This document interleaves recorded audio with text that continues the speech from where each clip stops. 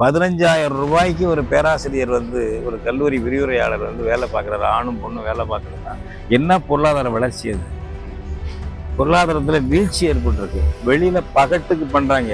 ஏன் இவ்வளவு பேரும் சாதியை ஒழித்தும் இவ்வளவு பேரும் சாதிக்கு எதிரானவர்களாக இருந்தோம் இன்னும் சாதி ஏன் உயிருடன் இருக்கிறது?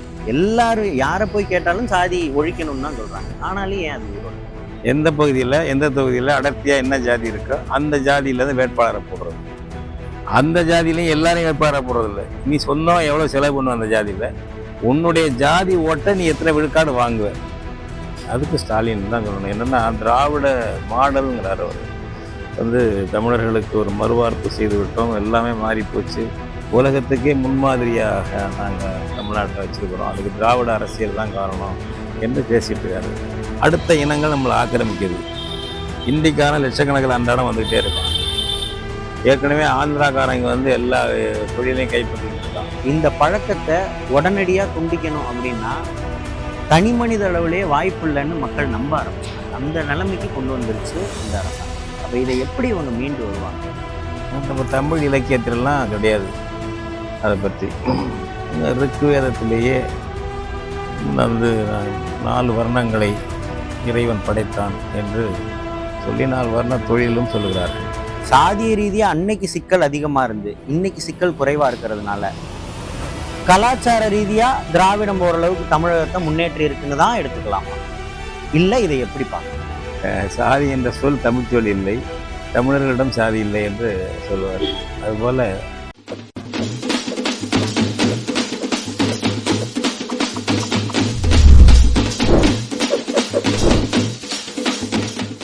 தமிழர் கண்ணோட்ட வலையொலி நேயர்கள் அனைவருக்கும் வணக்கம். நான் நிகரன். அடிப்படையில் ஒரு நாணயம் என்றாலே அதற்கு 2 முகங்கள் உண்டு என்று உண்டு. அந்த வகையில் இவ்வளவு பெரிய தமிழகத்தில் தற்போது ஏராளமான முகங்கள் வெளிப்பட்டு கொண்டிருக்கின்றன. அடிப்படையில் கொலை, இதில் ஆணவ கொலை, சாதி கொலை, மத கொலை, இனக்கொலை என்று சென்று கொண்டே இருக்கிறது. கற்பழிப்பு, பெண்கள் ஆரம்பித்து குழந்தைகள், தற்போது விலங்குகள் வரை சென்றுவிட்டது.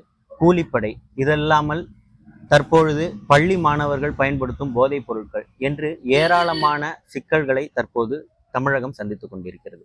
இப்படிப்பட்ட சிக்கல்கள் மீது ஒரு சரியான பார்வையை நமக்கு வழங்க தமிழ் தேசிய பேரியக்க தலைவர் ஐயா திரு பே. மணியரசன் அவர்கள் வந்துள்ளார். ஐயா வணக்கம். வணக்கம். வணக்கம் ஐயா. இப்போ இவ்வளவு பிரச்சனைகள் போய்கிட்டு இருக்கு தமிழகத்துல. அடிப்படையில சாதி பிரச்சனை அப்படிங்கிறது மிகவும் அதிகமாயிருச்சு. சேலம் தீவெட்டிப்பட்டி அப்படின்றதுல கூட இப்ப சமீபமா ஒரு சாதி பிரச்சனை பெருமளவுல வெடிச்சுது. இது நீண்ட காலமா தொடர்ந்து கொண்டே வருது. அடிப்படையில சாதியை எப்படி அணுகணும்? சாதி என்பது இந்திய துணைக்கண்டத்துக்கு மட்டுமே உரிய ஒரு நோய். உலகத்தில் வேறு எங்கும் இந்த பிறப்பால் சாதி, அதில் உயர்வு தாழ்வு என்ற பாகுபாடு கிடையாது. ஏழை பணக்காரன், ஆண்டான் அடிமை என்ற பாகுபாடுகள் உலகெங்கும் இருக்கின்றன. ஆனால் இந்த சாதி என்பது இங்கே தான். அது குறிப்பாக இன்றைக்கு இந்து சமயம், இந்து மதம் என்று சொல்லக்கூடிய அன்றைக்கு பழங்காலத்திலே ஒட்டி கொண்ட பிராமணிய வர்ணாசிரம தர்மம் என்பதுதான் இந்த சாதியை பற்றிய இலக்கணங்களை, அதற்கான நூல்களை, கருத்துக்களை, பிரிவுகளை வழங்கியிருக்கிறது. நம்ம தமிழ் இலக்கியத்திலலாம் கிடையாது அதை பற்றி. ரிக்வேதத்திலேயே 4 வர்ணங்களை இறைவன் படைத்தான் என்று சொல்லி 4 வர்ண தொழிலும் சொல்லுகிறார்கள். அப்புறம் அது மிக விஸ்தாரமாக அப்புறம் உபநிஷத்துக்கள் அது இதில் எல்லாம் விஸ்தாரமாக அது விட்டது. மகாபாரதத்திலையும் அது பகவத்கீதையில் விளக்கமாக சொல்லப்படுகிறது.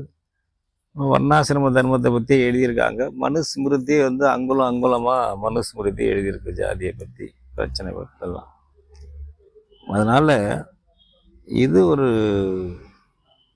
தமிழர்களை பொறுத்தவரை இது வெளியிலேருந்து வந்த சரக்கு. தமிழர்களிடம் ஜாதி இல்லை. பாவேந்தர் எழுதுவார், தமிழர்களிடம் ஜாதி இல்லை, சாதி என்பது தமிழ் இல்லை, சாதி என்ற சொல் தமிழ் சொல் இல்லை, தமிழர்களிடம் சாதி இல்லை என்று சொல்லுவார். அதுபோல் இப்போ இந்த கேள்வி இப்படி ஒரு சாதி தீவெட்டிப்பட்டியில் நடக்குது போல் ஒரு கோயிலில் ஆதித்தமிழர் மக்கள் வந்து தாங்களும் மற்றவங்கள போல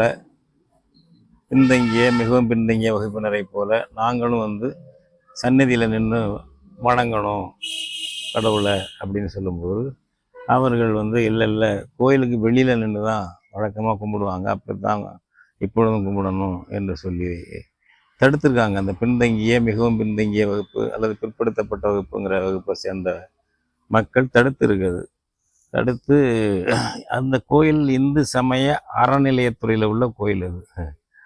அதுலேயே அதை செயல்படுத்த முடியல. இவ்வளோ காலமாக செயல்படுத்தாமல் வந்திருக்காங்க அந்த கோயிலில். இப்போ ஒரு உறுதியாக அந்த ஆதித்தமிழர் மக்கள் வந்து அதை முனையும் பொழுது மோதலாக வருது. ஆதித்தமிழர்கள் சிறுபான்மை ஒருத்த மோதிக்கிறாங்க, வெட்டுக்குத்து அடிதடி என்பது மோசமாக நடந்திருக்குது. இது மாதிரி பல ஊர்கள் நடக்குது, பல கிராமங்களில் சாதித்தாரால் நடக்குது.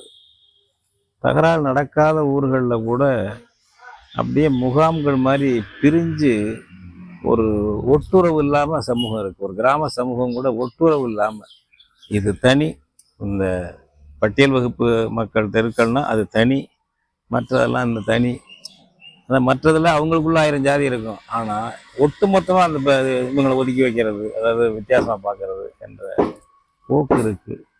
இதுக்கெல்லாம் வந்து காரணம் என்ன அப்படின்னாக்கா, இதுக்கெல்லாம் மோடியும் மு.க. ஸ்டாலின் தான் பதில் சொல்லணும். ஏன்னா மோடி சொல்கிறாரு, உலகத்திலேயே வந்து பெரிய பெரிய வளர்ந்த நாட்டுகளெல்லாம் கீழே தள்ளிட்டு நாங்கள் வந்து பிரான்ஸு போக்குவரத்து எல்லாம் அதெல்லாம் கீழே தள்ளிட்டு 4வது 3வது இடத்துக்கு வந்துட்டோம், 5வது இடத்துக்கு வந்துட்டோம், உலகத்திலேயே நிற்கிறோம்னு சொல்லிட்டு இருக்காரு இவர் மோடி. அப்படிப்பட்ட வளர்ச்சியில் வந்து இந்த சாதிய பிரிவுகள் ஏன் தீவிரமடைஞ்சிருக்கு? இந்தியா முழுக்க இருக்கிறத விட இன்னைக்கு தமிழ்நாட்டில் அதிகமாக இருக்குது. அதுக்கு ஸ்டாலின் தான் சொல்லணும். என்னென்னா திராவிட மாடலுங்கிறார் அவர். வந்து தமிழர்களுக்கு ஒரு மறுவார்ப்பு செய்து விட்டோம், எல்லாமே மாறி போச்சு, உலகத்துக்கே முன்மாதிரியாக நாங்கள் தமிழ்நாட்டை வச்சுருக்கிறோம், அதுக்கு திராவிட அரசியல் தான் காரணம் என்று பேசிகிட்டு இருக்காரு. இப்போ நீங்கள் சொன்ன அத்தனை விஷயங்களும் இருக்குது. பள்ளி பிள்ளைகள் ஜாதி கயிறு கட்டிக்குது, கல்லூரி பிள்ளைகள் ஜாதி கயிறு கட்டிக்குது, ஜாதியினால் மோதிக்கிறான் கல்லூரியில், ஜாதி அடிப்படையில் சங்கம் வச்சுக்கிறான் கல்லூரியில் பசங்க பிள்ளைகள். ரொம்ப கொடுமையாக இருக்குது. பல இடங்களில் வெட்டுக்குத்து நடந்து கொலைகள் நடக்குது, இப்போ நடக்குது. ஜாதி கொலைகள் தமிழ்நாட்டில் பரவலாக நடக்குது. வந்து கேட்டிங்கன்னா நாங்கள் பெரியார் மண் இது, இங்கே வந்து எல்லாத்தையும் நாங்கள் மாற்றிட்டோம் என்று ஒரு கற்பனையான ஒரு போதை. அதாவது டாஸ்மாகில் ஒரு போதை விற்கிறாரு ஸ்டாலின், அரசியலில் இன்னொரு டாஸ்மாக் நடத்துறாரு, இன்னொரு போதை விற்றுக்கிட்டு இருக்காரு ஸ்டாலின். இப்போ மக்களை ஒரு போதையிலேயே போட்டு வச்சிருந்து பண்ணிட்டு இருக்கிறாங்க. ஆனால் மக்கள்கிட்ட வந்து என்னென்னா இந்த பிற்போக்கான பழக்கங்கள் புத்துயிர் பெற்றுக்கொண்டிருக்கிறது வந்து ஒரு இப்போ அது மட்டும் இல்லை, நம்ம சமூகத்தில் மட்டுமல்ல, ஒரு குடும்பத்தில் அமைதி இல்லை. அதுக்கு வரணும். ஒரு குடும்பத்தில் அமைதி இல்லை. தாயை மகன் கொலை பண்ணுறான், தகப்பனை தந்தை கொலை பண்ணுறான், தந்தையை தகப்பனை வந்து மகன் கொலை பண்ணுறான், தகப்பனை மகனை வந்து தகப்பன் கொலை பண்ணுறான், கணவனை மனைவி கொலை பண்ணுது பல இடங்களில், மனைவியை கணவன் கொலை பண்ணுறான். குடும்பத்திலே அமைதி இல்லை, ஒரு நல்ல இணக்கமான குடும்ப சூழ்நிலையே இல்லை. போய் பார்த்தீங்கன்னா மனவிலக்குங்கிறது, மன முறிவுங்கிறது எக்கச்சக்கமாக நடந்துகிட்டு இருக்கு. இத்தனையும் பல கல்யாணத்தை எடுத்துக்கிட்டிங்கன்னா திருமணம் காதல் பண்ணி திருமணம் பண்ணிக்கிறாங்க, 2 பேரும் நல்லா சம்பாத்தியத்தில் இருக்காங்க. அப்படி இருக்கிற குடும்பங்களில் கொஞ்ச நாள்லேயே மனமுறிவு, மன ஆச்சரியங்கள் ஏற்பட்டு பிணக்கு ஏற்பட்டு பேசிக்கிறதே இல்லை. ஒரே குடும்பத்தில் இருப்பாங்க, ஒரு அலுவலகத்தில் கூட 2 பேரும் வேலை செய்வாங்க, பேசிக்கிறது இல்லை கணவன் மனைவி. அப்புறம் மனமுறிவு, வழக்கு, போக்குவரத்து, ஒரு ஒரு ஒழுங்கற்ற, மன அமைதியற்ற, பண்பாடற்ற வாழ்க்கையாகத்தான், ஒரு அமைதியற்ற வாழ்க்கையாகத்தான் வந்து தனிநபர் வாழ்க்கையிலையும் சூறாவளி வீசி கொண்டிருக்கிறது. வந்து இதுக்கு காரணம் அப்படின்னு கேட்குறீங்களா? இப்போ இவ்வளவு மோசமான நிலைமைக்கு வந்துடுச்சு. ஆனால் அடிப்படையில் இப்போ சாதியை நம்ம பற்றி பேசணும். வர்ணாசிரம தர்மத்தை சொன்ன அதே பாரதியார் தான் சாதிகள் இல்லையடி பாப்பான்னு சொல்லியிருக்காரு. இது இல்லாமல் திராவிட இயக்கத்தில் குறிப்பான ஆள் பெரியார், அவர் நேரடியாக சாதி இல்லை அப்படின்ற போராட்டத்துங்களை பல இடத்துல மேற்கொண்டிருக்காரு. இதற்கு பின் வர இந்த திராவிட மாடல்களும் தன்னுடைய கொள்கையில் ஒரு பங்கா, செயலளவில் இல்லைன்னாலும் இதை முன்னெடுத்துக்கிட்டு தான் இருக்காங்க. அதாவது கொள்கையிலேயாவது சாதிகள் இல்லை அப்படின்னு சொல்றாங்க. ஆனால் ஏன் இவ்வளவு பேரும் சாதியை ஒழித்தும், இவ்வளவு பேரும் சாதிக்கு எதிரானவர்களாக இருந்தும் இன்னும் சாதி ஏன் உயிருடன் இருக்கிறது? எல்லாரும் யாரை போய் கேட்டாலும் சாதி ஒழிக்கணும்னு தான் சொல்றாங்க. ஆனாலும் ஏன் அது உயிரோடு? ஆமா, அதுக்கு ஒரு முக்கியமான கேள்வி. இந்த பெரியார் பரப்புரை செய்தது, திமுக கூட ஒரு கட்டங்கள் வரலும் பரப்புரை செஞ்சது. 60களுக்கு பிறகுதான் சீரழிஞ்சு போச்சுன்னு வச்சுக்கோங்க.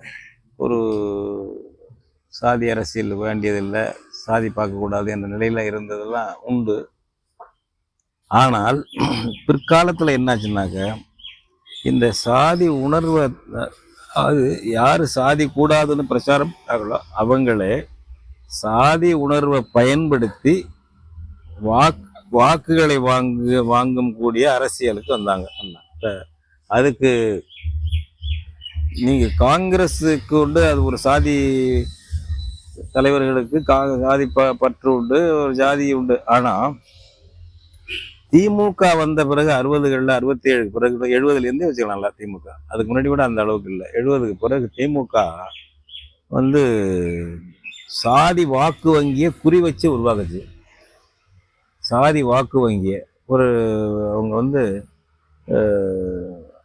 சாதி வாக்கு வங்கி இப்போ குறிப்பாக பிற்படுத்தப்பட்ட வகுப்பு இருக்கு, மிகவும் பிற்படுத்தப்பட்ட வகுப்பு இருக்குன்னா அந்த வகுப்புல எந்த ஜாதி எந்த பகுதியில் அடர்த்தியா இருக்கோ அவங்கள கைப்பற்றிக்கிறது, அவங்களுக்கு மட்டுமே பொறுப்பு கொடுக்கறது, அவங்களோட அதிகமாக ஐக்கியமாகிக்கிறது.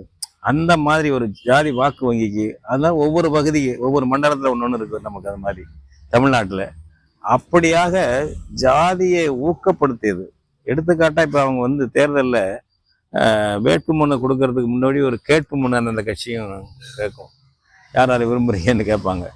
அப்படி போகும்போது அவங்களுக்கு நேர்காணல் நடத்துறாங்க. வேட்பாளரை நிற்க விரும்புறாருல ஒரு கட்சிக்குள்ளாரையே, திமுக அதிமுக அந்த மாதிரி கட்சிகள்ல. ஆமா. அப்போ வந்து அவர் வந்து கேள்வி கேட்கிற போது என்ன சொல்றாங்க, நீ என்ன எவ்வளவு சொந்தமா செலவு பண்ணுவ, அடுத்தது உன் ஜாதி என்ன, அந்த பகுதியில் அடர்த்தியா உள்ள ஜாதி என்ன. அப்போ கடைசியில் என்ன பண்றாங்க, அடர்த்தியா உள்ள ஜாதி வேட்புமனு கேட்டாங்கன்னா அவங்கள கொடுத்துட்றாங்க நடைமுறையில் பார்த்து. எந்த பகுதியில் எந்த தொகுதியில் அடர்த்தியா என்ன ஜாதி இருக்கோ அந்த ஜாதியிலேருந்து வேட்பாளரை போடுறது. அந்த ஜாதியிலையும் எல்லாரையும் வேட்பாளரை போடுறது இல்லை. நீ சொந்தம் எவ்வளோ செலவு பண்ணுவ அந்த ஜாதியில், உன்னுடைய ஜாதி ஓட்டை நீ எத்தனை விழுக்காடு வாங்குவ. அடிப்படையில் அரசியல் வணிகம் ஆயிடுச்சு. அதனால வணிகம் பண்றவங்க எல்லாம் அரசியல் பண்ண ஆரம்பிச்சிடுறாங்க. ஐயா, இன்னொன்று, இப்போ நீங்க சொன்னதை வச்சு பார்க்கும் பொழுது இப்படிப்பட்ட படிநிலைகள் இருக்கு. முக்கியமா பிற்படுத்தப்பட்டோருக்கு சாதி பயன்படுது, அரசியல் கட்சிகள் சாதியை பயன்படுத்திக்குது. இப்படி சாதியினுடைய பயன்பாடு தொடர்ந்து இருந்துகிட்டே இருக்கும் பொழுது எப்படி சாதி ஒழியும்? ஏன்னா ஒரு பிற்படுத்தப்பட்டோர் அல்லது தலித்து அல்லதுன்னா ஆதி திராவிடர், ஆதி தமிழர், இந்த பேருக்குள்ளேயே இவ்வளவு பெரிய போராட்டம் நடந்துட்டு இருக்கு.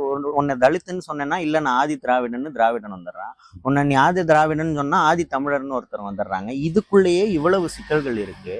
இதுதான் இலக்கு அப்படின்னு தெரிந்த பின்பு, அதை அடிப்பதற்கான வழியும் தெரிந்த பின்பு, எந்த வில்லால அம்பால அதை அடிக்கலான்ற அந்த வில்ல தேர்வு செய்யறதுக்கு ஏன் இவ்வளவு காலம் ஆகுது தமிழகத்துக்கு?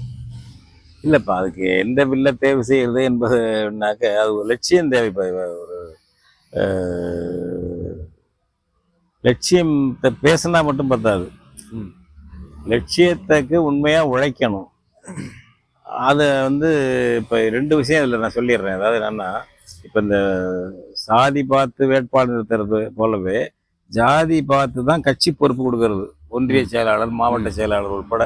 அப்போ அந்தந்த அடர்த்தியான ஜாதி அங்கங்கே கொடுக்கறது, அந்த மாதிரி வந்து நடைமுறையில் வந்துருச்சு. அப்போ அவங்க என்ன பண்ணுறாங்கன்னாக்கா, தன் ஜாதி வாக்கை நம்ம உறுதிப்படுத்திக்கிட்டா தான் நமக்கு வந்து கட்சியிலே செல்வாக்கு இருக்கும். கட்சி பதவியுடன் நிலைக்கிறதுனா என் ஜாதியில நான் ஒரு கணிசமான வாக்கை நான் வச்சிருந்தது தான் என்ற அளவுக்கு போய் அந்தந்த நபர்கள் வந்து ஜாதி ரீதியா செயல்பட்டுறாங்க, நடைமுறையில ஜாதி ரீதியா செயல்படுறாங்க. இது ஒரு காரணம். அடுத்தது வந்து இந்த நோய்களை தீர்க்கறதுக்கு ஒவ்வொரு ஜாதியும் ஜாதி ரீதியா பிளாக்கா முகமா இருந்து அடிச்சு கிடக்கிறது, அல்லது ஒரு சமத்துவம் வராம இருக்கிறது, ஒரு இணக்கம் வராம இருக்கிறது, அப்படிங்கிறதுக்கு என்ன தீர்வு அப்படின்னு சொன்னாக்க, முதல்ல வந்து அதுக்கு இயற்கையான தீர்வு ஒன்று இருக்கணும். அதை நம்ம அரசியல் அல்லது செயல்பாட்டின் மூலம் கொண்டு வரணும் ஒன்றா இருக்கும். இயற்கையான தீர்வு, நம்பர் 1 தீர்வு வந்து நம்ம எல்லாம் தமிழ் இனத்தை சேர்ந்தவர்கள். தமிழ் இனம் ஒரு குருதியிலிருந்து வந்தது. இந்த ஓ குரூப் ஏ குரூப் வேலையெல்லாம் கூடாது, இதுல இருந்து பேசக்கூடாது. புரியுதா? இது ஒரு வரலாறு. இது வரலாற்றியல் ஒரு இணையல் பத்தி பேசிக்கிட்டு இருக்கோம், அரசியல் இணையல் பத்தி பேசிக்கிட்டு இருக்கோம். அதனால அந்த வி ஃபீலிங், நாம் நம்மவர் என்ற உணர்வு இருக்குல்ல உளவியல்ல, அது வந்துச்சுன்னாக்க அதுதான் கொஞ்சம் ஒருங்கிணைக்கும். அதுக்கு நம்ம அனைவரும் இந்த ஜாதி அந்த ஜாதி எல்லாருக்கும் தாய்மொழி தமிழ் ஒன்றுதான், தாயகம் தமிழ்நாடு தான். அப்ப நமக்கான தாயகம் தமிழ்நாடு, நம்ம தாய்மொழி தமிழ். எனவே இந்த வரலாறு சேரன் சோழன் பாண்டியன் இருந்தா போனா எல்லாருக்கும் முன்னோர், நம்ம எல்லாருக்கும் அவன் முன்னோர் தான். இந்த ஜாதிக்கும் அந்த ஜாதிக்கெல்லாம் கிடையாது. சேரன் செங்குட்டுவன் இருக்கான், பாண்டியன் இடைஞ்செழி இருக்கான், சோழன் கரிகாலன் இருக்கான்னா இந்த ஜாதி அந்த ஜாதிக்கெல்லாம் கிடையாது. தமிழர்கள் அனைவருக்கும் பொதுவானவங்க. பேராசான் திருவள்ளுவர் பெருந்தகை இருக்காரு, கணியன் பூங்குன்றனார் இருக்காருன்னா நம்ம எல்லாருக்கும் பொதுவான தாத்தா பாட்டேன். இந்த ஜாதியெல்லாம் கிடையாது, ஒருத்தர் இந்த ஆள்லாம் கிடையாது. அவங்கெல்லாம் அப்படிப்பட்ட ஒரு குடும்பத்துல, ஒரு தமிழ் குடும்பத்துல இருக்கிறோம் என்ற உணர்வு வந்து இயற்கையானது. அந்த உணர்வை வளர்க்கணும் முதல்ல. நம்மெல்லாம் தமிழர்கள்ப்பா, தமிழர்களுக்குள்ள என் ஜாதிக்கு இவர் சாதி இழிவென்று சண்டையிட்டு பஞ்சாகி போனார் அடி செய்ய என்று பாவேந்திர பண்ணது போல நம்ம அடிச்சுக்க கூடாது என்ற ஒரு இதோ பார். அதுக்கு வந்து என்னன்னா, அடுத்த இனங்கள் நம்மளை ஆக்கிரமிக்குது. இந்திக்கான லட்சக்கணக்கில் அன்றாடம் வந்துகிட்டே இருக்கான். ஏற்கனவே ஆந்திராக்காரங்க வந்து எல்லா தொழிலையும் கைப்பற்றிக்கிட்டு இருக்கான். கர்நாடகத்திலேருந்து கேரளாவிலேருந்து வந்து நகைக்கடை வணிகங்கள்லாம் அம்படுத்திட்டு இருக்கான். நம்மகிட்ட வணிகம் இல்லை, ஒன்றும் இல்லை, எல்லாம் அர்த்தம்ட்ட பக்கத்து மாநிலத்துக்காரன்ட்டையும் வட இந்தியன்ட்டையும் விட்டுட்டு நம்ம தவிக்கிறோம். நம்ம ஆட்கள் இப்போ தற்காத்துக்கணும் என்ற பகைவர்களால் வரக்கூடிய, அண்டை அயலாரால் வரக்கூடிய பாதிப்புகளையும் சொல்ல வேண்டும், நம்ம இனத்தின் இயற்கையையும் சொல்ல வேண்டும். இப்படி இணைக்கக்கூடிய ஒரு கொள்கை வர வேண்டும். அந்த கொள்கையை உண்மையாக எடுத்து சொல்வர்களா இருக்கணும். அதை பயன்படுத்திக்கிறவங்க நிறைய பேர் இருந்தாங்க, கடந்த காலத்துல பயன்படுத்திக்கிட்டாங்க. பயன்படுத்திக்கிட்டவங்கள இன்னைக்கு அடையாளம் தெரிஞ்சு போச்சு. இதை உண்மையா எடுத்துக்கிட்டு போறவங்களா வந்து அதற்கான ஒரு ஒருங்கிணைப்பை செய்யும் பொழுது இதுக்கு ஒரு தீர்வுக்கான திறவுகோல் வரும். நீங்கள் சொல்ற அந்த வில்லு என்பது கிடைக்கும். கண்டிப்பா. அப்ப வந்து திருவள்ளுவரை எல்லாம் எப்படி ஒரு தமிழர்களுடைய முன்னோடியா பாக்குறோமோ, முத்துராமலிங்கரையும் அப்படி பார்க்கும் பாங்கு வரணும். முத்துராமலிங்கம் வரணும். அது போல அவரு சேகரனார் இருக்காருல்ல, ஆமா, இமானுவேல் சேகரனார் இருக்காருல்ல, அவரையும் பாடி பார்க்கக்கூடியது வாங்க தான் வரும். அப்படிப்பட்ட பாங்கு ஓரளவுக்கு தமிழகத்துக்கு வந்துருச்சுன்னா மாற்றம் நிச்சயமா நீங்க சொல்ற மாதிரி வந்து. ஐயா, பிறகு ஒரு உவமையா வந்து இருவேறு காலகட்டத்தையும் இருவேறு பிரச்சனைகளையும் பொருத்தி ஒரு கேள்வியா கேட்கிறேன். இப்ப உங்களுடைய காலத்துல, அதாவது இந்த தலைமுறைக்கு முன்னாடி மது அல்லது ஏதோ ஒரு போதைப் பொருள் இப்படிப்பட்ட பிரச்சனை அளவீடு அளவுல குறைவா இருந்தது, இன்னைக்கு அதிகமா இருக்கு. ஏன்னா அன்று இருந்த பொருளாதாரமும் இன்று இருக்கிற பொருளாதாரமும், அந்த பொருள் விற்கிற விலை வேறையா இருக்கு. இன்னொன்னு, அன்னைக்கு உங்க காலத்துல இருந்த சாதிய பிரச்சனைகள் அதிகமா இருந்து இன்னைக்கு அது ஓரளவுக்கு தணிஞ்சிருக்கு. இப்படி பார்க்கும் பொழுது அன்னைக்கு போதைப் பொருள் பழக்கம் குறைவா இருந்து இன்னைக்கு அதிகமா இருக்கிறதுக்கு இந்த திராவிட மாடல் பொருளாதார ரீதியா தமிழகத்தை வளர்த்திருக்குன்னு எடுத்துக்கலாமா, அல்லது சாதிய ரீதியா அன்னைக்கு சிக்கல் அதிகமா இருந்து இன்னைக்கு சிக்கல் குறைவா இருக்கிறதுனால கலாச்சார ரீதியா திராவிடம் ஓரளவுக்கு தமிழகத்தை முன்னேற்றி இருக்குன்னு தான் எடுத்துக்கலாமா, இல்ல இதை எப்படி பார்க்கணும்? அது ஒரு நுகர்வு வெறி, நுகர்வு சீரழிவு என்பது இந்த வகையில் நம்ம அதை பார்க்கலாம். இது வந்து கடந்த காலங்களை விட ஜாதி பிரச்சனை அதிகம் இல்லாமல் இருக்கிறது. அதாவது சில விஷயங்கள் இல்லாமல் இருக்கு, நான் முற்றிலும் இது பண்ணல. ஒரு ஊர்ல ரெட்டை கோலப்புறம் இருந்துச்சு, அது கஷ்டப்பட்டு பல இடங்கள்ல, பெரும்பாலும் 100-90 இடங்கள்ல மாற்றப்பட்டிருக்கு. சைக்கிளில் போக முடியாது அந்த தெருவுக்குள்ள அப்படிங்கிற செருப்பு போட முடியாது, அந்த நிலையெல்லாம் மாறி இருக்கு. அந்த மாதிரி விஷயங்கள்ல மாறி இருக்கு. ஆனா அடித்தளத்துல இந்த ஜாதிய முகாம்களா இருக்கிறது என்பதும், சந்தர்ப்பம் வந்தால் ஒரு மோதிக்கொள்வது என்பதும் இருந்துகிட்டே இருக்கிறது. அதையும் நம்ம கவனிக்க வேண்டாம்.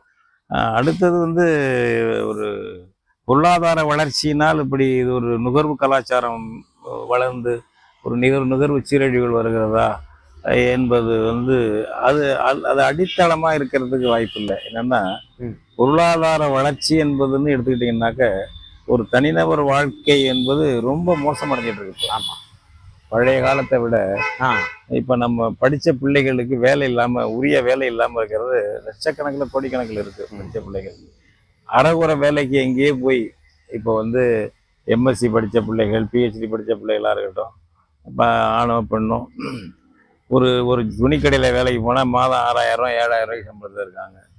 அல்லது வேறு வேறு நிறுவனங்களில் 10,000 சம்பளத்தில் இருக்காங்க. அதிகபட்சம் 12,000 சம்பளத்தில் இருக்கிறத பெரிய விஷயமா இருக்குது. இப்போ இன்னும் சொல்ல போனால் 15,000க்கு மேலே சம்பளம் எவ்வளோ படிச்சிருந்தாலும் போகிறதில்ல. இப்போ பல்கலைக்கழகத்தில் பேராசிரியராக இருக்காங்க. பேராசிரியர்கள் அங்கீகரிக்கப்பட்டவங்களுக்கு 2 லட்சம் வரலும் சம்பளம் வருது. 1,4 லட்சம் 2 லட்சம் சம்பளம் வருது. துணை பேராசிரியர்களுக்கும் 1,4 1,5 லட்சம் சம்பளம் வருது. அப்படி இல்லாமல் இவங்க வந்து தற்காலிக அதே பேராசிரியர் தான். அதே பேராசிரியர் நான் வந்து எனக்கு தெரிஞ்ச 2-3 பல்கலைக்கழகத்தில் விசாரித்ததில் வந்து பிஹெச்டி படிச்சிருந்தா அவங்களுக்கு 20,000 ரூபா சம்பளம். எம்ஏ எம்எஸ்சி மட்டும் படிச்சிருந்தாங்கன்னா அவங்களுக்கு வந்து 15,000 ரூபா சம்பளம். அவரும் பேராசிரியர் தான். அவரும் வாரம் எல்லா பேராசிரியரும் போல வகுப்பு எடுக்கிறாரு, எல்லாம் பண்றாரு, திறமை இருக்கு.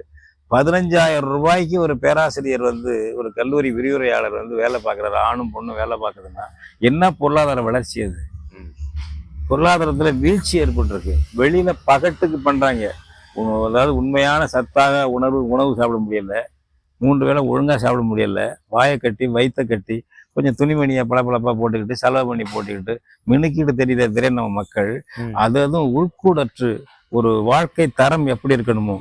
இப்ப நீங்க எடுத்துட்டா வறுமை என்பது யுஎஸ்ஏல இருக்குங்கிறாங்க. ஆனா எதை வச்சு சொல்றான் அவன்? யுஎஸ்ஏல அவன் சராசரியை வச்சு சொல்றான். அவன் வந்து ஒரு மினிமம் போடுறான். சத்தான உணவு என்னென்ன, தகுதியான வீடு என்ன, உடைவு இதெல்லாம் என்ன எல்லாம் போட்டு அதுல வந்து குறைவா இருக்கிறாங்க, வறுமைக்குள்ள இருக்காங்கன்னு அவன் சொல்றான். நமக்கு அப்படி இல்லை, பஞ்சை பராரியா இருக்கு. வெளியில அதை மூடி மறைச்சிட்டு வருது ஆணும் பொண்ணும். பெருசா வந்து பொருளாதார வளர்ச்சி வந்து சொல்ல முடியாது. அந்த மாதிரி துன்பத்துல துயரத்துல இருக்கும்போது சிதைவு வருகிறது.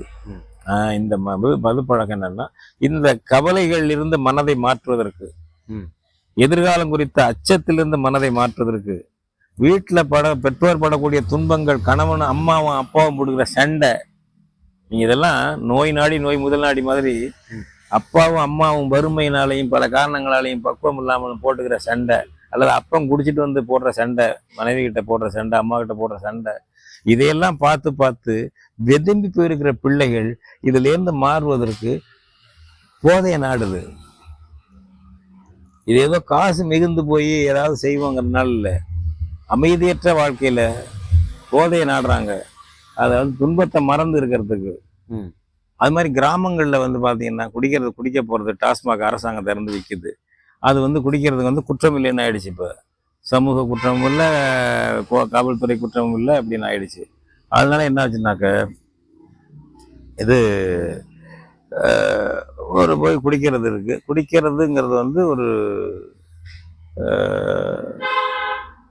ஒரு ஃபேஷன் மாதிரியே ஆரம்பிச்சிடறாங்க சில பேர். குடிச்சு பார்ப்போமே என்ன இருக்கிறது, அப்புறம் குடிச்சு அது மதப்பா கொஞ்சம் இதாக இருக்குன்னா அதே குடிக்கிறது ரொம்ப. இப்படி பல்வேறு காரணங்களால போயிடறான். மிக மிதமிஞ்சிய பொருளாதாரத்துல இல்ல. அவன் என்ன பண்றான், அவங்க வந்து இந்த பெண்களுக்கு இலவச அரிசி ஒண்ணு கொடுக்குறாங்க. வீட்டுக்கு இலவச அரிசி வருது. வந்து 100 நாள் வேலை என்பது வருது கிராமங்கள்ல.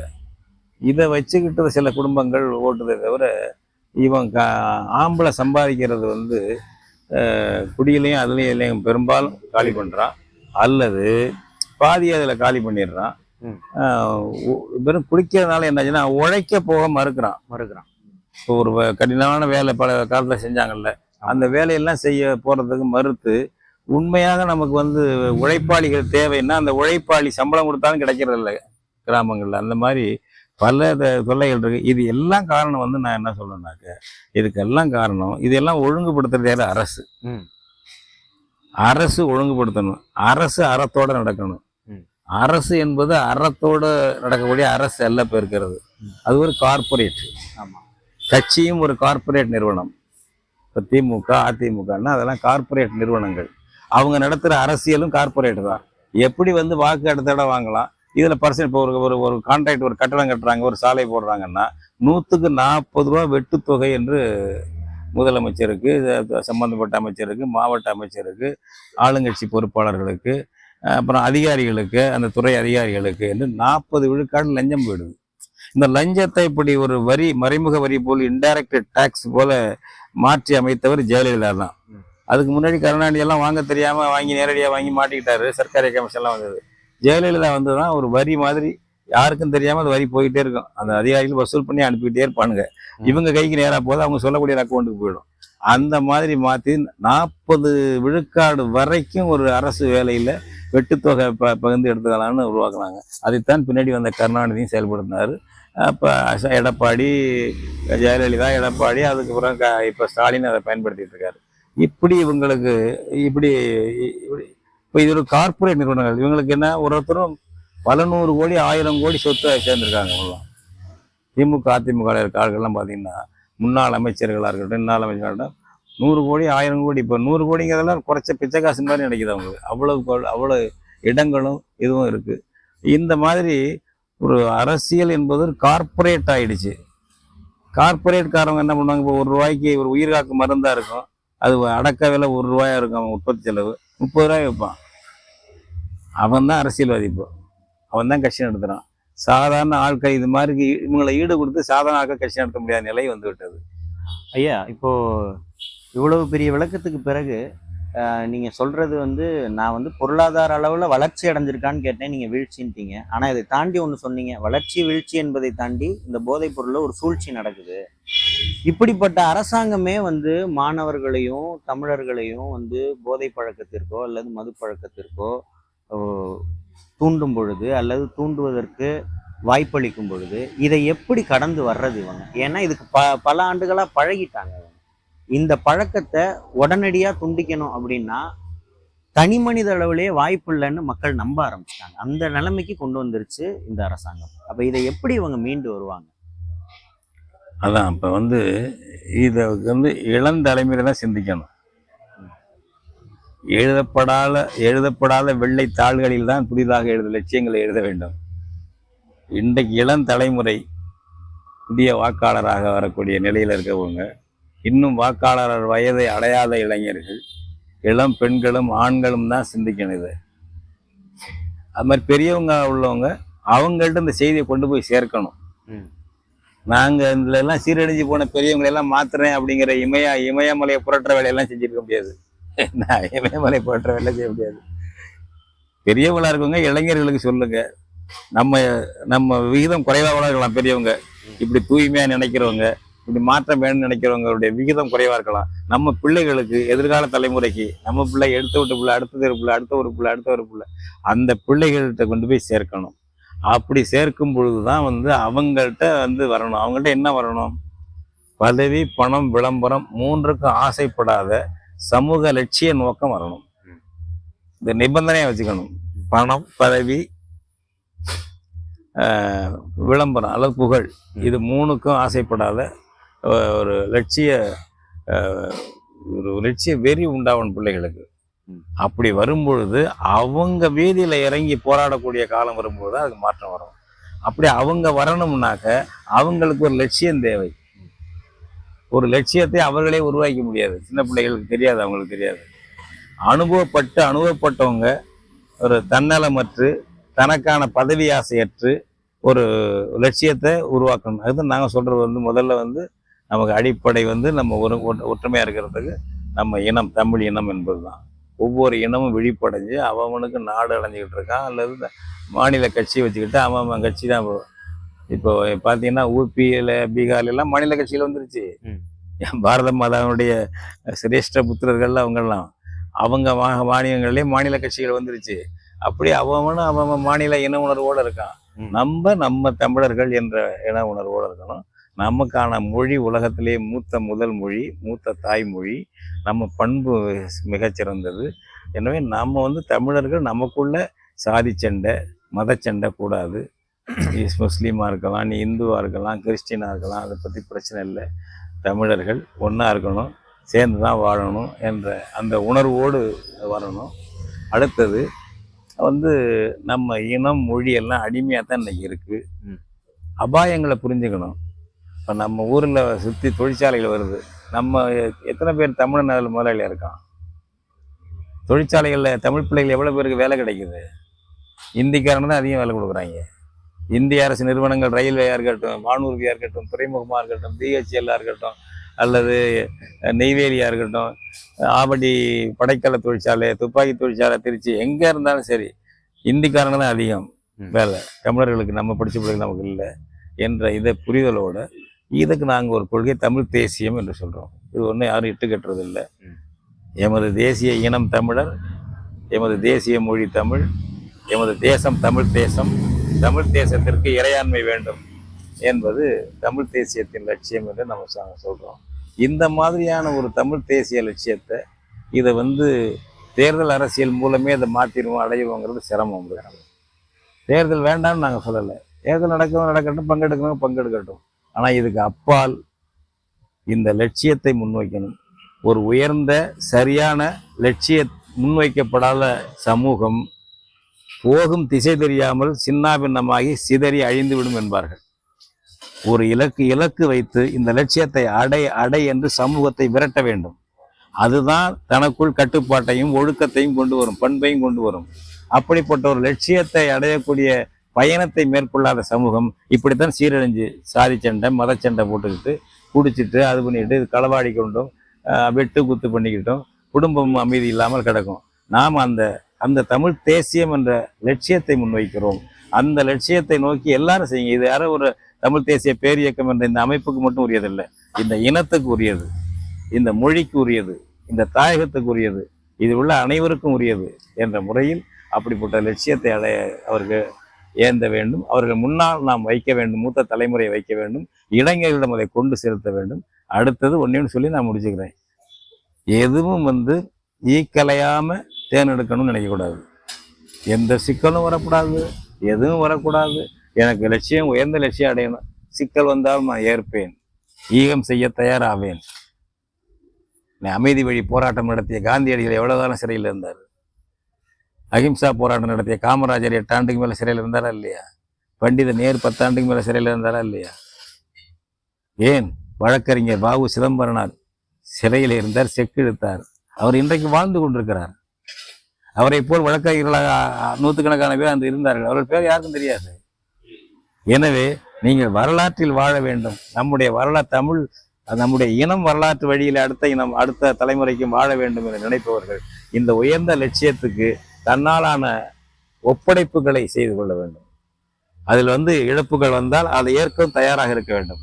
அப்படிப்பட்டவர்கள் உருவாகும் போது தான் இதுக்கெல்லாம் தீர்வே தவிர இதை குறை சொல்லி அதை குறை சொல்லி நம்ம விமர்சனம் பண்ணால் மட்டும் போதாது என்பது நாங்கள் கருதுகிறோம். நல்லதுங்க. இவ்வளோ தெளிவான பார்வையை தமிழகத்தை பற்றி தமிழர்களுக்கு கொடுத்ததுக்கு மிக்க நன்றி. அடிப்படையில் ஐயாவோட ஒரு தொகுப்பா பார்த்தோம்னா, ஒரு குழந்தை மாணவனாக பள்ளிக்கு வரும்பொழுதோ, கல்விக்கு வரும்பொழுதோ, கல்லூரி சென்று படிக்கும் பொழுதோ, அவனுக்கு பொருந்தாத பாடங்களையும் பொருந்தாத இயல்பற்ற செயல்களையும் செய்வதனால் அவன் இயலாமையினால் போதைப் பொருட்களுக்கு ஆட்படுகிறான். அது இயல்பாக இந்த அரசாங்கத்தினால் வழங்கப்படுகிறது. மதுவாயினும் இன்னும் பிற போதைப் பொருட்களாயினும் எளிதாக கிடைக்கிறது. இதை அவன் பெற்றோர் தட்டி கேட்பாரா என்றால், அவர்கள் ஏற்கனவே இந்த அரசியலிலும் இந்த வாழ்வியலிலும் ஊறி போனவர்கள், அவர்கள் இதை மறுக்கப் போவதில்லை. இதன் பிறகு நிலை தடுமாறும் போதையுள்ள மனது கொலை செய்கிறது, சாதி வெறியில் ஈடுபடுகிறது, ஆணவ கொலைகள், இன்னும் பிற இழிச்செயல்களில் ஈடுபடுகிறது. இப்படி ஏராளமான சமூக சீர்கேடுகள் இது எப்படி என்று தனித்தனியான பாங்குகளாக இல்லாமல் ஒன்றிணைந்து இயங்குகிறது என்பதை இந்த ஒரு உரையாடலின் ஊடாக நாம் தெரிந்து கொண்டோம். ஆகவே ஐயா கூறியது போல மாற்றம் என்பது இனி புதிய ஒரு வெள்ளைத்தாளில் எழுதப்பட வேண்டும் என்றார். அப்படிப்பட்ட மாற்றத்திற்காக காத்திருக்கிறோம். இப்படிக்கு நான் நிகரன். தமிழர் கண்ணோட்டம் நேயர்கள் அனைவருக்கும் நன்றி. இவ்வாறான பல செய்திகளை, பல சிக்கல்களுக்கு விடை கிடைக்கக்கூடிய செய்திகளை தமிழர் கண்ணோட்டம் வலைவழியில் வெளிப்படுத்தி வருகிறோம். இது தற்சார்பாக செயல்படுவதற்கு நிதி தேவைப்படுகிறது. இந்த நிதியை நம்முடைய மக்களாகிய நீங்கள் தான், இளையோரும் பெரியோரும் நண்பர்களும் தோழர்களும் சான்றோரும் நீங்கள் உங்களால் இயன்ற அளவு என்ன இயலுமோ அந்த நிதியை வழங்குமாறு அன்போடும் உரிமையோடும் கேட்டுக்கொள்கிறேன். உங்களுக்கு நன்றி உணர்வோடும் பொறுப்புணர்வோடும் தமிழர் கண்ணோட்டம் செயல்படும் என்பதை உறுதி தெரிவித்துக் கொள்கிறேன். நன்றி, வணக்கம்.